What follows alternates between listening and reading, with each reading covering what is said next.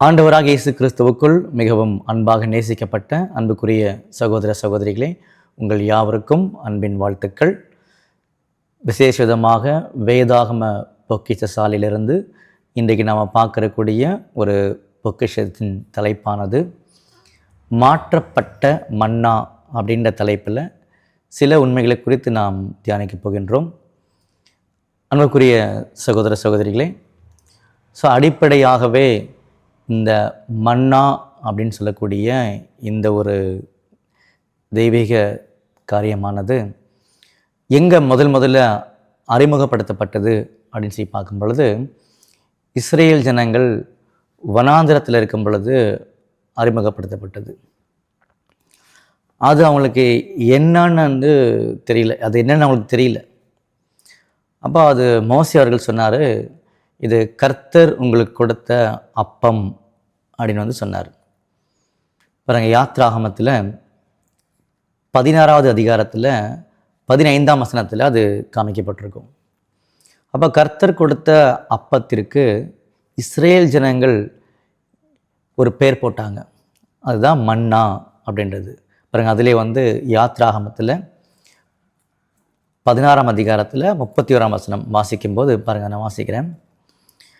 Israel வம்சத்தார் அதற்கு மன்னா என்று பெயரிட்டார்கள் அப்படின்னு சொல்லி நமக்கு தெரியுது.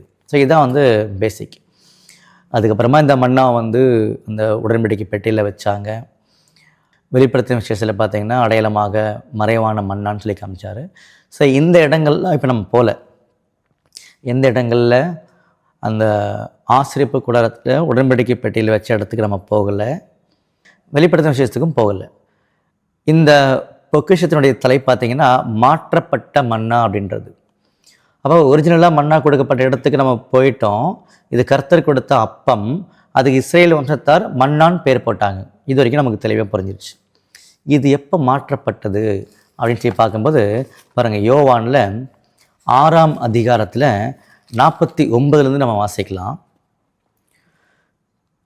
உங்கள் பிதாக்கள் வனாந்திரத்திலே மன்னாவை புசித்திருந்தும் மரித்தார்கள்.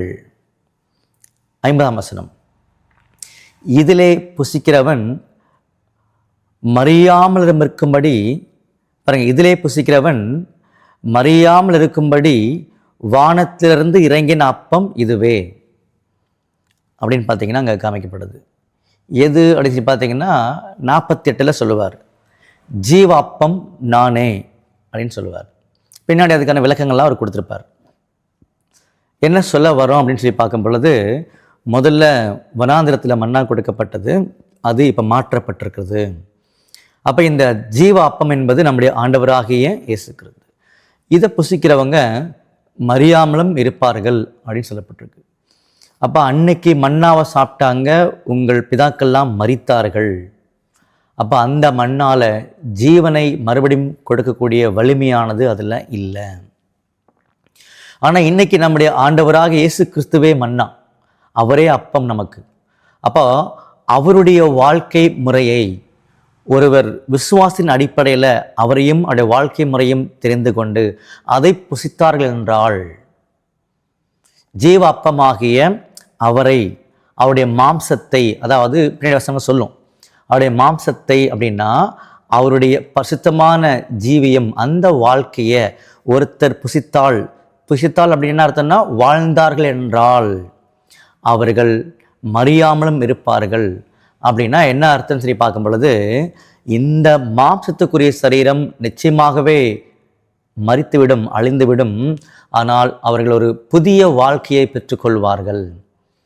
தேவனால் அவருடைய திட்டத்தில் ஏற்படுத்தப்பட்ட மறுஜென்ம ஒரு வாழ்க்கை, நிச்சயமாகவே 100% ஒரு ஆசீர்வாதமான வாழ்க்கை, எல்லா ஜனங்களுக்கும் கிடைக்கிறத விட ஒரு விசேஷமான ஒரு வாழ்க்கையானது அவர்களுக்கு கிடைக்கின்றதை அங்கே உறுதிப்படுத்தி காமிச்சார். அன்புக்குரிய சகோதர சகோதரிகளே, இன்றைக்கி நமக்கு கையில் மாற்றப்பட்ட மன்னாவாகிய நம்முடைய ஆண்டவராக இயேசு கிறிஸ்துனுடைய பரிசுத்தமான வாழ்க்கையானது கையில் கிடச்சிருக்குது. இதை நம்ம சாப்பிட்டோம் அப்படின்னா நிச்சயமாகவே எல்லா ஜனங்களை விட ஒரு ஆசீர்வாதமான ஒரு வாழ்க்கை, அந்த வாழ்க்கையை பெற்றுக்கொள்ளும் பொழுது எந்த சூழ்நிலையுமே மரணம் அப்படின்னு தகுதிக்குள்ளாக இருக்க மாட்டாங்க அப்படின்ற ஒரு ஆசீர்வாதத்தை இந்த மாற்றப்பட்ட மன்னா மூலமாக தெரிஞ்சுக்கிறோம். அப்போ தொடர்ந்து ஆண்டோட வாழ்க்கையை தெரிஞ்சுக்கிறதில்ல, அந்த வாழ்க்கையை தெரிந்து அவரை போலவே நம்ம வாழும் பொழுது இந்த மன்னாவுக்கான அந்த ஆசீர்வாதங்கள் நமக்கு கிடைக்கும். அந்த ஆசீர்வாதம் தான் நாம் இனி மறுக்கவே மாற்றம் செல்லக்கூடிய ஆசீர்வாதம்.